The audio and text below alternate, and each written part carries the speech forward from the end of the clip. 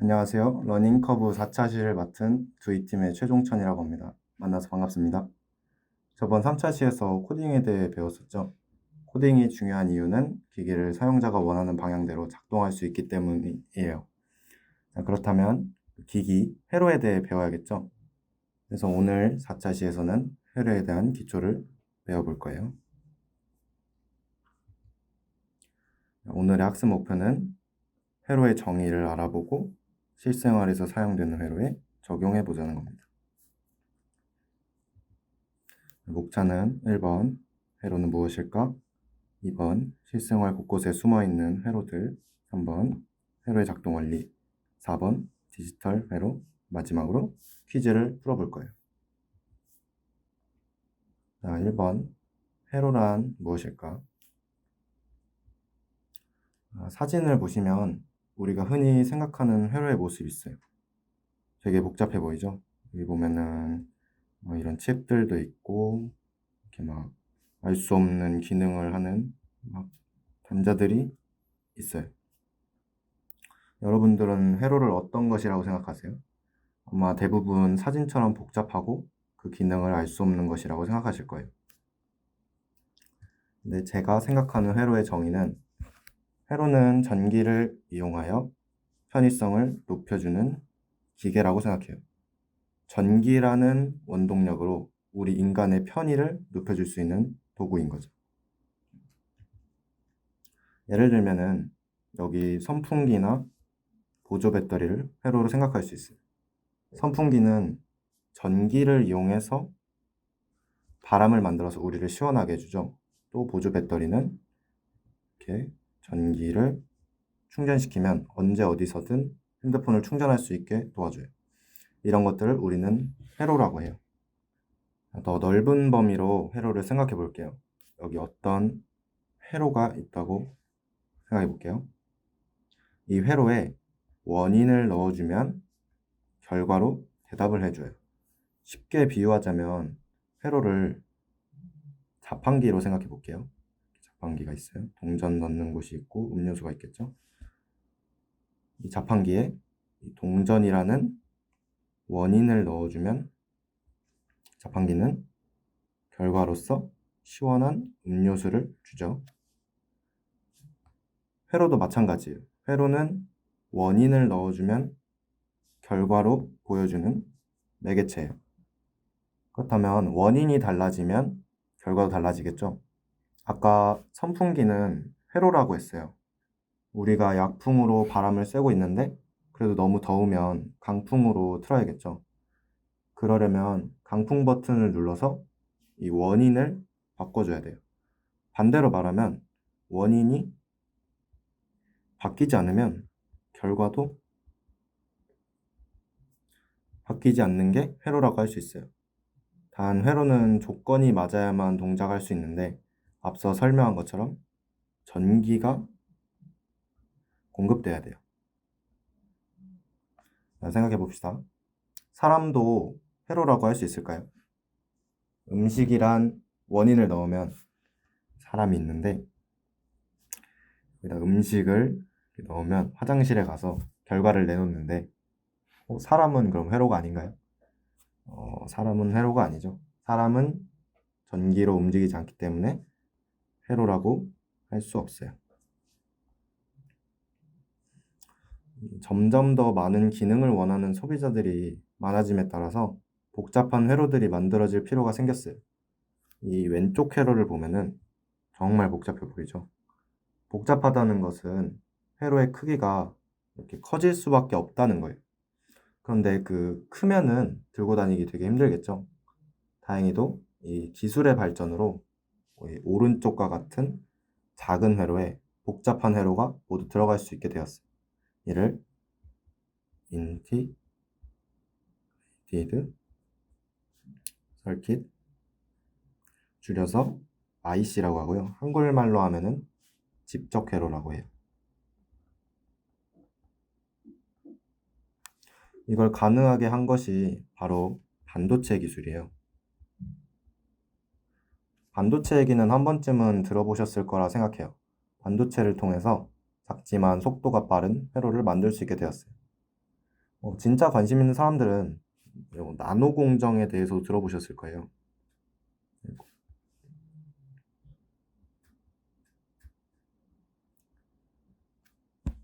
머리카락의 굵기는 0.1mm인데 이거보다 10,000배 작은 크기로 회로를 만드는 게 나노 공정이에요. 이 나노 공정으로 요새는 사람 눈에 보이지 않을 정도의 회로가 만들어지고 있어요. 기술의 발전으로 더 작고 빠른 회로가 만들어졌다. 이제 실생활에서 직접 회로를 찾아볼 거예요. 아까 회로라는 게 어떤 것이라고 했죠? 1번 전기를 이용한다. 2번 사람의 편의성을 높여준다.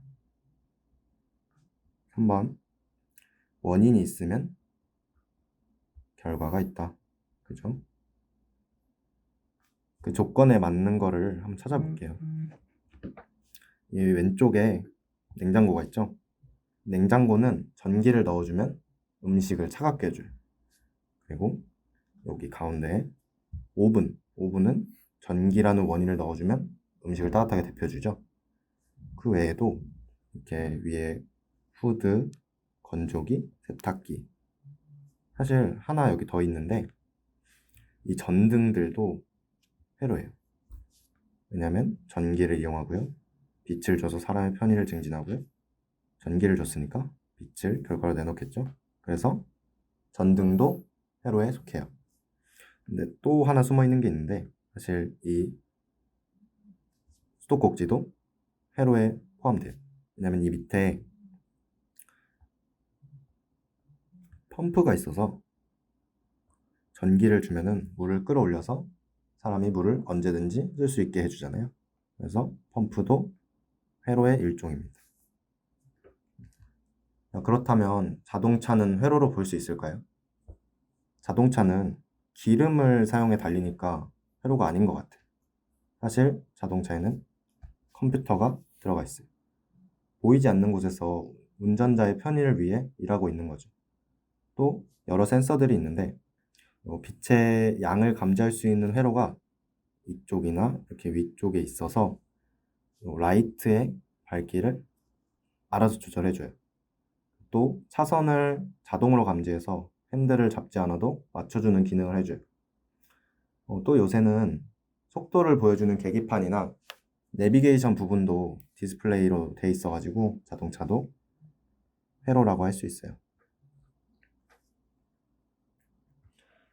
컴퓨터, 마우스, 무선 이어폰 등 이미 우리 일상에는 이처럼 많은 회로들이 존재하고 있었어요.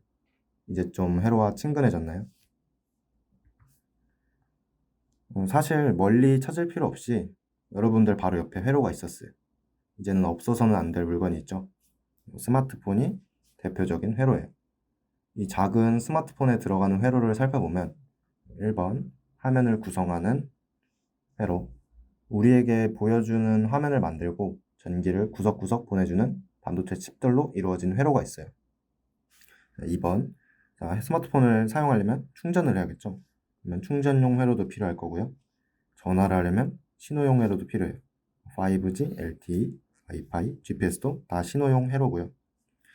카메라로 사진을 찍어야겠죠. 카메라 회로 있고 게임 좋아하시는 분들은 수평, 수직을 맞추는 수평, 수직 센서도 있을 거예요. 그리고 스마트폰의 두뇌 역할을 하는 AP도 존재해요. AP는 컴퓨터로 치면은 CPU예요. 그래서 AP도 있고요. 사진이나 어떤 저장을 할 수 있는 공간도 필요하니까 저장 공간용 회로도 필요할 거예요. 자, 이제부터 회로의 작동 원리를 배워볼 건데 조금 어려워서 좀 차근차근 따라와 주세요. 회로의 작동 원리를 알려면은 회로의 특성을 알 필요가 있어요. 1번 전기적 에너지 공급이 필요하다. 회로가 작동하려면 전기가 필요하다고 했죠. 전기 에너지는 회로에게 밥과 같아요. 사람도 밥을 먹지 않으면 움직일 수 없는 것처럼요. 2번 입력값과 출력값이 존재한다. 아까 회로에는 원인이 있어야 결과가 있다고 했죠. 이 원인에 해당하는 게 입력값이고요. 결과에 해당하는 게 출력값이에요. 3번 0과 1만을 언어로 사용한다. 회로는 0과 1만을 언어로 사용해요. 이 0과 1이라는 말이 이해가 안 되실 수 있어요. 사실 1은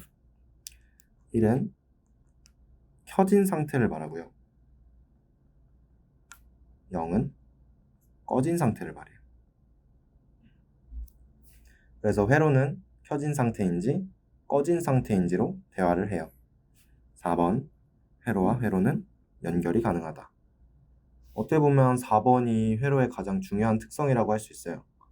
회로는 회로끼리 연결이 가능해서 우리가 필요한 기능이 있다면 기존 회로에 다른 회로를 추가하면 되고 필요 없다면 빼면 되니까요. 사실 회로 내부에 회로를 내장할 수도 있어서 아까 본 집적 회로처럼 다양한 기능을 하는 회로를 만들 수 있다는 거예요. 그러면 대표적으로 사용되는 회로를 알아볼까요? 1번 컨비네이셔널 로직. 이는 영어로 하면은 좀 헷갈릴 것 같아서 한글말로 그냥 금붕어 회로라고 제가 애칭을 지어줬어요. 이 금붕어 회로는 출력값이 다음 작동 때 영향을 끼치지 못하는 회로예요.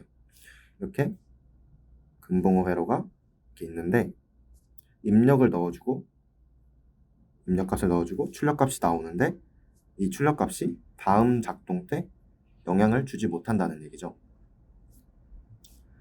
이게 어떤 말이냐면 예를 들어서 금붕어 회로 중에 두 개의 숫자를 입력값으로 받아서 더하는 회로가 있다고 할게요. 그래서 첫 번째 숫자를 넣어주고 두 번째 숫자는 입력값으로 들어가겠죠. 그러면 세 번째 숫자가 출력값으로 나오게 되어 있어요. 여기 예시가 있는데 제가 3과 5를 입력값으로 넣어줘서 8이라는 출력값을 얻었어요. 근데 이게 첫 번째 작동 때였고 다음 작동 때 7과 6을 넣어서 13이라는 값이 나왔어요. 그런데 이 첫 번째 작동의 출력값이었던 이 8이 다음 작동의 출력값인 13에 영향을 끼쳤나요? 아니죠. 그래서 첫 번째 작동이 다음 작동인 두 번째 작동에 영향을 주지 못하는 회로가 금붕어 회로예요. 두 번째는 시퀀셜 로직, 한글말로는 그냥 편하게 똑똑이 회로라고 할게요. 똑똑이 회로. 금붕어 회로와는 달리 여기 시퀀셜 로직, 똑똑이 회로는 이렇게 메모리가 달려 있어서 출력값이 다음 작동 때 다시 들어가게 돼서 영향을 줘요. 최근 전자제품은 사용자의 선택에 즉각적으로 반응해야 하기 때문에 똑똑이 회로를 주로 사용해서 이 부분을 좀 중점적으로 다루게 될 거예요. 똑똑이 회로의 예시도 한번 볼까요? 숫자를 세는 회로가 있다고 할게요. 예를 들어 1, 2, 3 쭉쭉 해서 99, 100 그래서 계속 숫자를 세는 회로가 있어요. 그래서 제가 첫 번째 작동 때 9라는 입력값을 넣어주면 다음 출력값으로 10이 나오겠죠.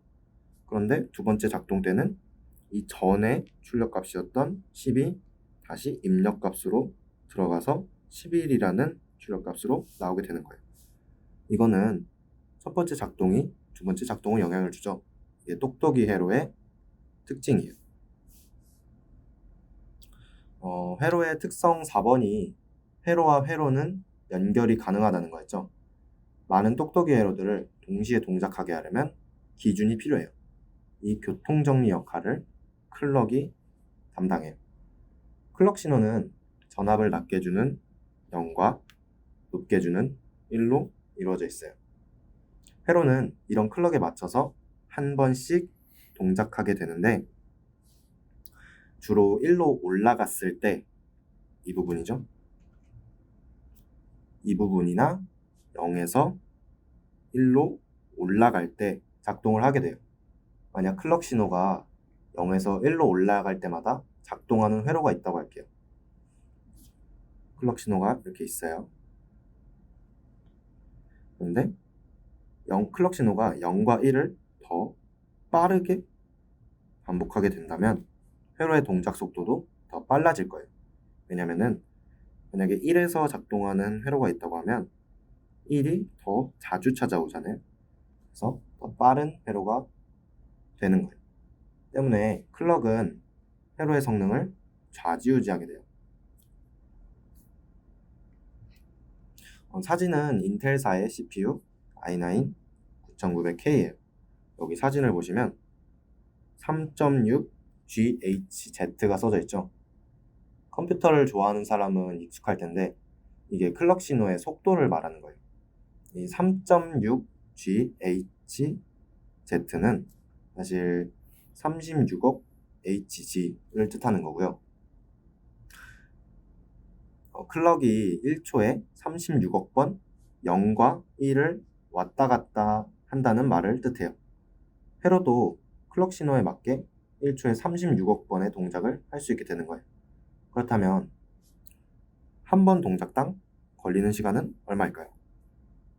자, 1초에 36억 번 동작하니까 한 번 작동하려면 1초를 36억 번으로 나누면 한 번 동작하는데 나오는 시간이 나오겠죠. 대충 계산하면은 0.28 나노초가 나오는데 이 숫자는 2.8초를 10으로 10번 나누면 이 시간이 나와요. 정말 짧죠? 그만큼 요즘 회로들은 초고속으로 동작하고 있다는 것을 알 수 있어요. 마지막으로 디지털 회로에 대해 배워볼 거예요. 혹시 아날로그와 디지털의 차이점을 아시나요? 한마디로 정리하면 디지털 신호는 불연속적인 것이고 아날로그는 연속적인 거예요. 이게 무슨 말이냐면 디지털 신호는 0과 1의 값만 가져서 그 외의 값을 가지지 못하기 때문에 불연속적이라고 하는 거예요. 아까 클럭은 0과 1을 번갈아 가면서 움직인다고 했죠. 이 클럭이 대표적인 디지털 신호예요. 클럭을 보시면 여기 0과 1을 제외하고는 어떤 다른 값도 이 사이에서 갖지 못하죠. 이런 신호를 디지털 신호라고 해요. 반대로 아날로그 신호는 연속적인 것으로 자연에 있는 신호들이 대부분 아날로그 신호들이에요. 예를 들면 이런 파형 이런 것들이 다 아날로그 신호들이에요. 이런 디지털 신호의 장점은 노이즈가 적다는 거예요. 아날로그 신호는 이런 아날로그 신호가 있는데 우리가 원하는 부분은 이런 부분이에요. 이런 부분을 제외하고는 이렇게 전부 불필요한 정보이기 때문에 노이즈가 많지만 디지털 신호는 이렇게 생겨서 오직 원하는 정보만 보낼 수 있기 때문에 노이즈가 적어요. 또한 데이터의 압축이 쉬워요. 디지털 신호를 더 작게 보내거나 크기를 줄여서 보내면 되거든요. 만약에 이 신호가 relay 신호라고 할게요. 그러면 압축을 해서 더 작게 보내면 압축이 되겠죠. 그래서 압축이 쉽다는 게 디지털 신호의 장점이에요. 이런 불연속적인 디지털 신호를 이용한 회로가 디지털 회로예요. 디지털 신호를 이용하기 때문에 아날로그 회로보다는 빠르겠죠. 디지털 회로는 똑똑이 회로들로 이루어져 있기 때문에 클럭 신호에 맞춰서 작동하는 게 원칙이에요. 현대 전자공학 기술이 똘똘 뭉친 게 디지털 회로입니다. 현대인으로서는 디지털 회로는 꼭 알아야겠죠. 그러면 디지털 회로로 이루어진 간단한 소자들을 알아볼게요. 1번 D래치예요. 이거는 저장 소자예요. 여기 회로가 좀 막 이렇게 복잡하게 있는데 볼 필요 없고 여기 가운데 부분을 회로라고 퉁칠게요. 그러면 입력 값으로 D 데이터가 들어가고요. C 클럭 신호예요. 그리고 결과값으로 Q라는 데이터가 나오게 돼요.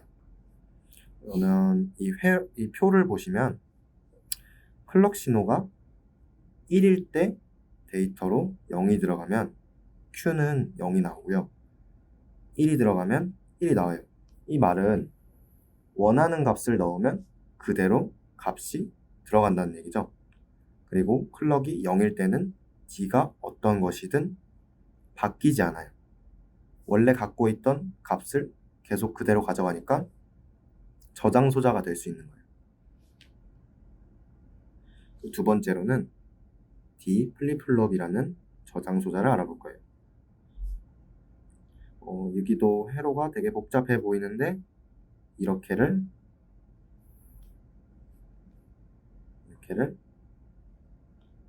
회로로 볼게요. 그래서 클럭 신호가 들어가고요. 데이터가 들어가고 결과값이 있어요. 이 표를 한번 볼게요. 이 화살표는 클럭이 올라갈 때 데이터가 결과값으로 나간다는 얘기예요. 그래서 올라갈 때만 데이터가 그대로 입력이 되니까 이것도 저장소자의 일종이에요. 디지털 회로가 설명만으로는 이해가 안 되실 것 같아서 코딩을 통해서 데이터가 어떻게 저장되는지 알아볼게요. 먼저 왼쪽에 있는 코드를 살펴볼게요. 이 코드는 베릴로그라고 해서 하드웨어와 소통을 하기 위한 언어예요. 작성해 놓은 코드는 하나의 소자가 어떻게 작동할 건지 명령한 것이. 이 부분은 오타인데 D 렛치가 아니라 D 플립플롭입니다.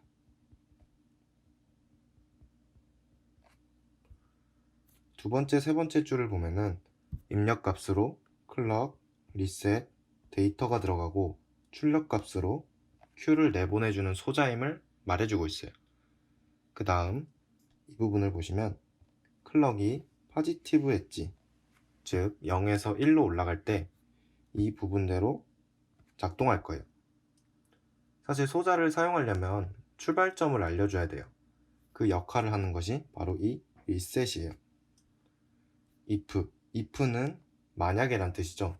만약에 리셋이 0이라면 Q는 데이터가 어떤 것이 들어오던 0으로 초기화가 돼서 출발 지점이 정해져요. 그리고 else는 리셋이 0이 아닌 조건을 제외하는 것을 뜻하고 여기서는 리셋이 1일 때 소자가 정상 작동하고 데이터가 Q로 들어가면서 데이터가 저장이 됩니다. 그러면 직접 신호들을 보면서 다시 설명할게요. 이 부분은 리셋이 0이니까 출력값인 Q가 0으로 나오고 있죠. 리셋이 끝난 이 부분을 보면은 데이터가 주기적으로 0과 1을 반복하고 있어요. 이때 Q는 클럭 신호가 올라갈 때 이 부분들이죠. 이렇게 클럭 신호가 0에서 1로 올라갈 때 이렇게 쭉 선을 그어보면은 Q가 0이었다가 클럭 신호가 올라갈 때 데이터가 1이었으니까 1이 Q로 들어가는 거예요. 그런데 쭉 1로 가다가 데이터가 0으로 바뀌었죠.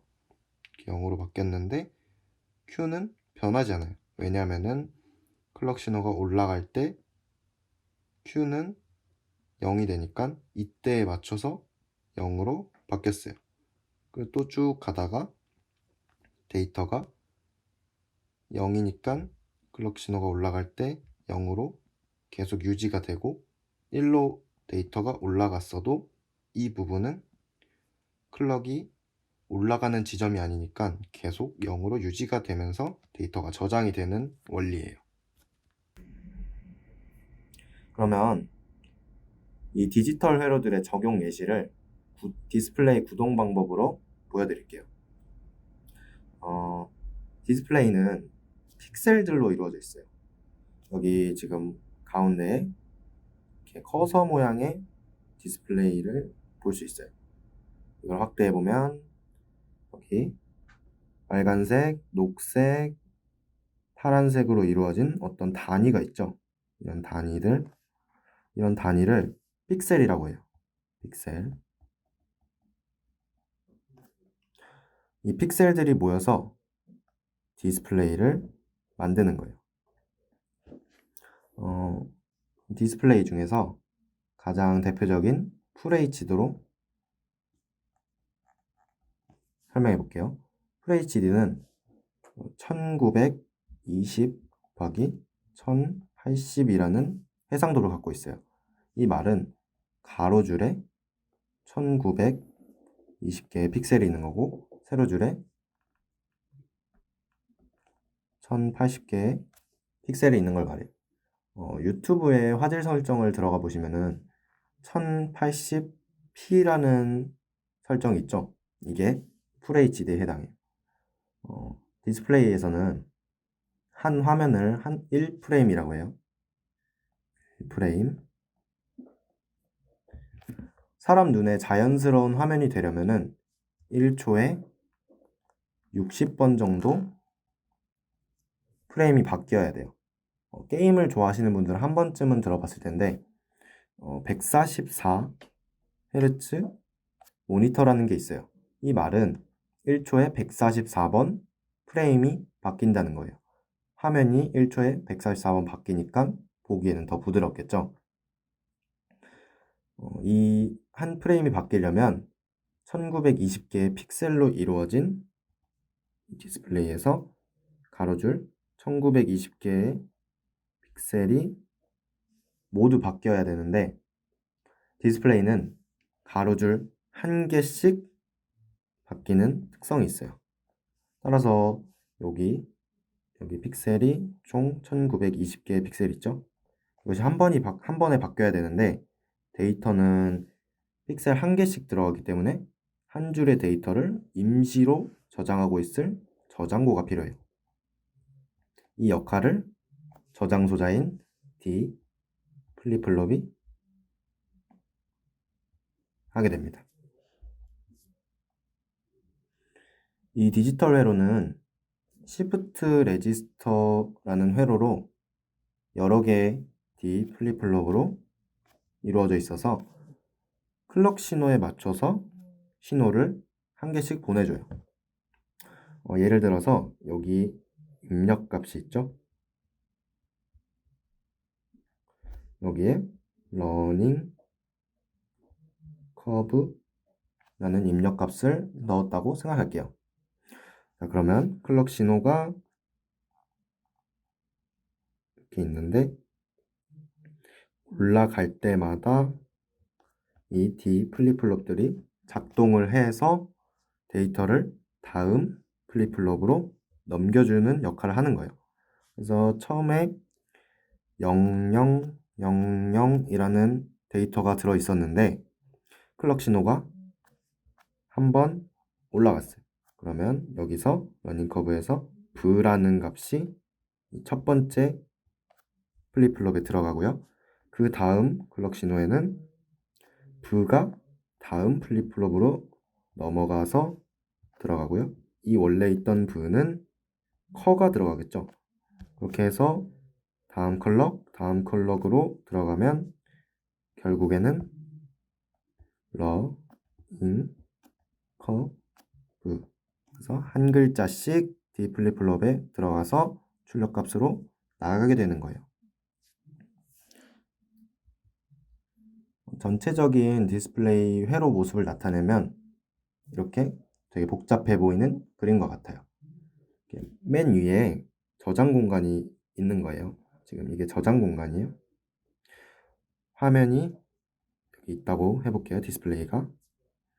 여기는 임시